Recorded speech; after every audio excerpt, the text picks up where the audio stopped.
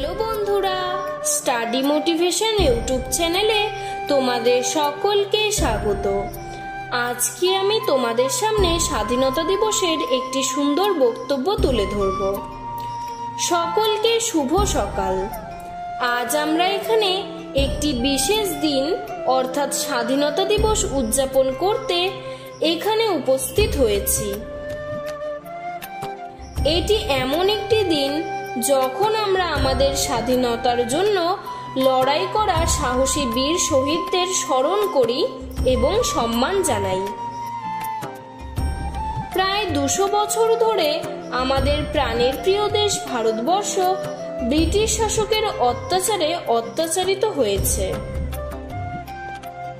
1947 সালের 15ই আগস্ট ভারতবর্ষ সেই ব্রিটিশ শাসন থেকে মুক্ত হয়। আমাদের স্বাধীনতা সংগ্রামীরা যেমন মহাত্মা গান্ধী, জওহরলাল নেহেরু, সর্দার প্যাটেল, ভগৎ সিং, বিনয় বাদল দীনেশ এবং আরও অনেকে আমাদের দেশকে স্বাধীন করার জন্য নিজেদের জীবন ত্যাগ করেছেন। এই দিন প্রতি বছর আমাদের জাতীয় পতাকা উত্তোলন করা হয়, দেশাত্মবোধক গান গাওয়া হয় এবং বিভিন্ন স্থানে সাংস্কৃতিক অনুষ্ঠানের আয়োজন করা হয়। এই শুভ দিনে ভারতের প্রধানমন্ত্রী দিল্লির লালকেল্লায় জাতীয় পতাকা উত্তোলন করেন এবং ইন্ডিয়া গেটে কুচকাওয়াজ সহ বিভিন্ন অনুষ্ঠান অনুষ্ঠিত হয়। স্বাধীনতা দিবস উপলক্ষে দেশাত্মবোধক গান, সিনেমা, নাটক, কবিতা, নৃত্য অনুষ্ঠানের আয়োজন করা হয়।